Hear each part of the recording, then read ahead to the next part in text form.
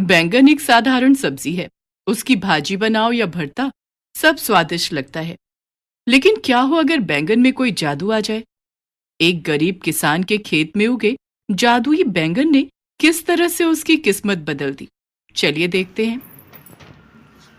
करतारपुर गांव में बिज्जू अपने परिवार के साथ रहता था। बिज्जू एक बहुत ही गरीब किसान था। उसके पास थोड़ी सी जमीन थी जिसमें वो सब्जियां उगाता था, लेकिन उसके खेत में उगने वाली सब्जियां अच्छी नहीं होती थी। उनमें या तो कीड़े लगे होते थे या पेड़ से तोड़ने के कुछ देर बाद ही वो बासी हो जाती थी। बिज्जू के घर में उसकी पत्नी तारा और उसकी नन्ही सी बेटी अंजू रहते थे। बिज्जू रोज अपनी सब्जियों को गांव की मंडी में बेचने जाता था। अरे भाई, ये फूल गोभी कैसे दिए हो? 50 रुपए किलो साहब।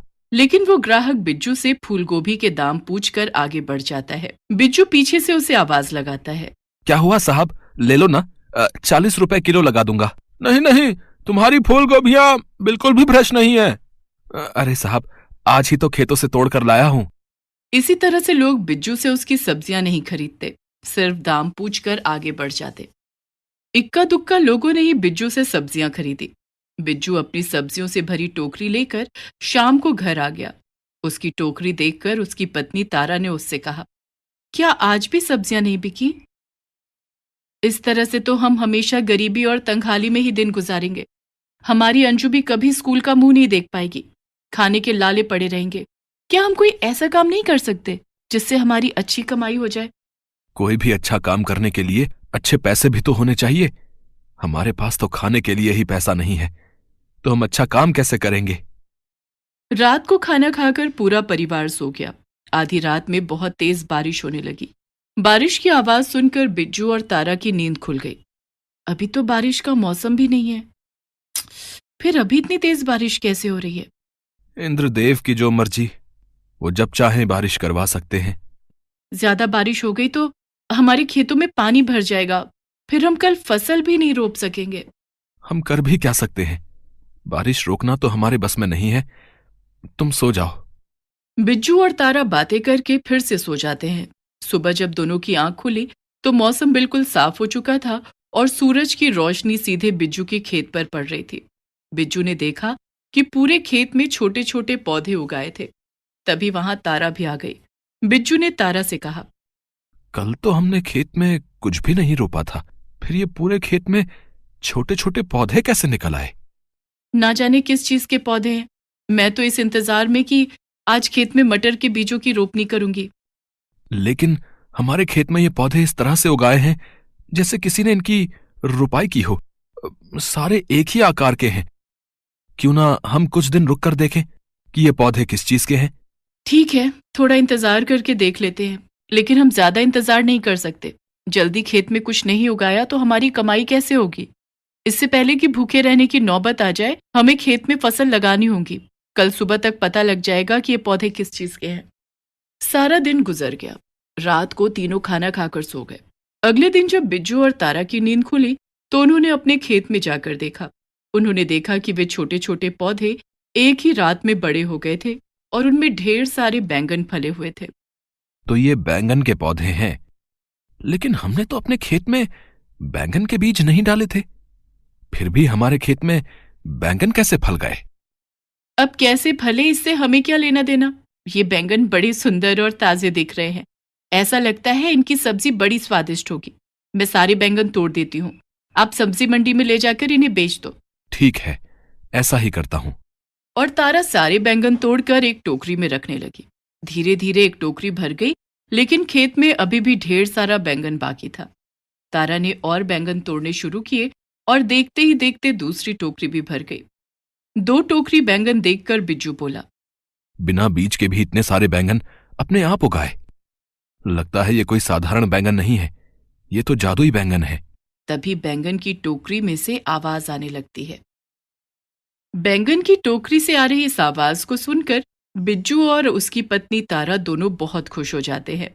तारा, हमें इन बैंगनों को मंडी में ले जाकर बेचना होगा, लेकिन मैं 2 टोकरी बैंगन एक साथ नहीं ले जा सकता। कोई बात नहीं अंजू के बाबा, एक टोकरी बैंगन आप ले चलो और एक टोकरी बैंगन मैं लेकर चलती हूँ। दोनों मिलकर बैंगन बेचेंगे। और सारे बैंगन बिक गए तो हमें ज्यादा मुनाफा भी होगा। लेकिन अंजू को किसके पास छोड़कर जाएंगे? अंजू को हम मंडी में साथ लेकर चलेंगे। ठीक है अंजू की माँ, चलो अब हम बैंगन लेकर मंडी चलते हैं। और तीनों एक साथ मंडी चल पड़ते हैं। रास्ते में बिज्जू का दोस्त संतराम उन्हें देख लेता है और बिज्जू से कहता है, अरे बिज्जू भाई, कल तक तो तुम्हारे खेत में छोटे छोटे पौधे थे, लेकिन आज तुम दोनों दो दो टोकरी भर के बैंगन कहाँ से लेकर आ रहे हो? अब आ नहीं रहे हैं, बल्कि इन बैंगनों को बेचने के लिए मंडी जा रहे हैं। हाँ हाँ, वो तो ठीक है, लेकिन इतने सारे बैंगन तुम्हारे पास आए कहाँ से? बिज्जू सोच में पड़ जाता है कि संतराम को क्या जवाब दे, क्योंकि किसी को भी इन जादुई बैंगनों का सच नहीं बताना था। तभी बिज्जू की पत्नी तारा बोलती है, संतराम भैया, ये बैंगन हम दूसरे गांव से लाए हैं। वहां मेरे चाचा जी का खेत है, उनके खेत से ये बैंगन लाए हैं। ओहो, अच्छा अच्छा, ठीक है, मैं चलता हूँ। इस तरह से बिज्जू और तारा दोनों मंडी जाकर बैंगन बेचने लगते हैं। उनके बैंगन ताजे और काफी हृष्ट पुष्ट थे, जिस कारण ग्राहकों ने उनके सारे बैंगन खरीद लिए। उस दिन दोनों पति पत्नी की अच्छी कमाई हो गई। तारा, आज तो खूब पैसे मिले हैं, हमारे सारे बैंगन बिक गए। ऐसा पहली बार हुआ है कि मेरी सारी सब्जियां एक ही दिन में सबकी सब बिक गई हूं। अंजू के बाबा, इसी तरह से हम रोज बैंगन बेचते रहे तो हम जल्दी ही पैसे वाले बन जाएंगे और हमारी अंजू भी स्कूल जा सकेगी। खाने पीने की भी कोई दिक्कत नहीं होगी। हाँ अंजू की माँ, तुम ठीक कह रही हो। चलो अब घर चलते हैं, बहुत जोरों की भूख लग रही है। घर चल के सबसे पहले खाना खाएंगे। और तीनों खुशी खुशी अपने घर जाते हैं। इसी तरह बिज्जू के खेत में रोज ताजे ताजे रसीले बैंगन फल जाते और बिज्जू उन्हें तोड़कर टोकरी में भर लेता और फिर दोनों पति पत्नी मिलकर उन बैंगनों को मंडी में बेच देते। इससे उनकी आर्थिक स्थिति बहुत अच्छी होती जा रही थी। उन्होंने अपनी बेटी अंजू का नाम भी स्कूल में लिखवा दिया था। लेकिन बिज्जू और तारा की खुशियां संतराम से बर्दाश्त नहीं हो रही थी। ये बिज्जू रोज रोज इतने सारे बैंगन लाता कहां से है? मैं तो उसे कभी खेत में काम करते हुए भी नहीं देखता। ये सब कैसे हो रहा है? मुझे पता करना ही होगा। और उस रात संतराम बिज्जू के खेत में गया और सारी रात वहीं बैठा रहा।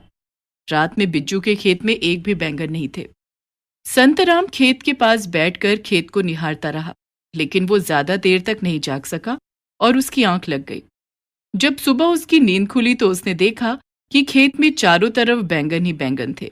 सभी पौधों में बड़े बड़े और ताजे ताजे बैंगन फले हुए थे। ये देखकर संतराम के आश्चर्य का ठिकाना न रहा।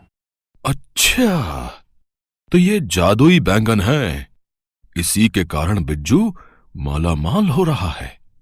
मुझे इन जादुई बैंगनों का कुछ तो करना ही पड़ेगा। और संतराम वहां से चला गया। उस दिन भी बिज्जू और तारा 2 टोकरी में बैंगन लेकर मंडी चले गए और उन्हें बेचकर वापस आ गए। संतराम रात होने का इंतजार करने लगा। उस रात जब बिज्जू और तारा खाना खाकर सो गए, तब संतराम बिज्जू के खेत में आया और उसने बैंगन के सभी पौधों पर एसिड छिड़क दिया। अब देखता हूं कि कल सुबह इन पौधों में बैंगन कहां से आते हैं। अब जादुई बैंगनों का खेल खत्म। और ये सब करके संतराम वहां से चला गया। आधी रात को फिर से जोरों की बारिश होने लगी। बारिश की आवाज सुनकर बिज्जू और तारा की नींद खुल गई और तारा को बैंगन के पौधों की चिंता होने लगी। अंजू के बाबा, बाहर इतनी तेज बारिश हो रही है, खेत में पानी भर गया तो हमारे बैंगन के पौधे गल जाएंगे। तुम चिंता मत करो अंजू की मां, वो जादुई बैंगन है। उनके बीज सीधे स्वर्गलोक से आए हैं। बारिश उनका कुछ नहीं बिगाड़ सकती है। और दोनों पति पत्नी फिर से सो जाते हैं। अगले दिन सुबह जब दोनों खेत में गए तो सभी पौधों में पहले की तरह ही ढेर सारे बैंगन लगे हुए थे। देखा अंजू की मां, मैंने कहा था ना कि ये जादुई बैंगन है, इन्हें कुछ नहीं होगा। हाँ, अब जल्दी जल्दी इन बैंगनों को तोड़ लेते हैं। और दोनों ने सारे बैंगन तोड़ लिए और उन्हें घर के अंदर लेकर आए। तभी उन बैंगनों में से आवाज आई, बिज्जू, तुम्हारे दोस्त संतराम ने कल रात बैंगन के पौधों पर एसिड डाल दिया था। इन पौधों को सुरक्षित करने के लिए इंद्रदेव ने आसमान से अमृत वर्षा की थी, जिससे तुम्हारे ये जादुई बैंगन फिर से उगाए। तुम्हें लोगों की बुरी नजर से अपने बैंगनों को बचाना होगा। ये सुनते ही बिज्जू और तारा बहुत डर गए। अंजू के बाबा, हमारे जादुई बैंगन को बचाने के लिए हमें कुछ करना होगा। तुम फिक्र मत करो, मैं कुछ करता हूं। उस दिन बिज्जू ने अपने खेत के चारों तरफ लोहे के कटीले तार लगवा दिए और उनमें बिजली का करंट लगवा दिया। अब हमारे खेत की तरफ कोई आंख भी उठाकर नहीं देख पाएगा और हमारे जादुई बैंगन हमेशा इसी तरह फलते रहेंगे। इस तरह से बिज्जू और तारा जादुई बैंगन की मदद से बहुत अमीर हो गए। उनकी सारी तकलीफें भी दूर हो गई। गरीब माँ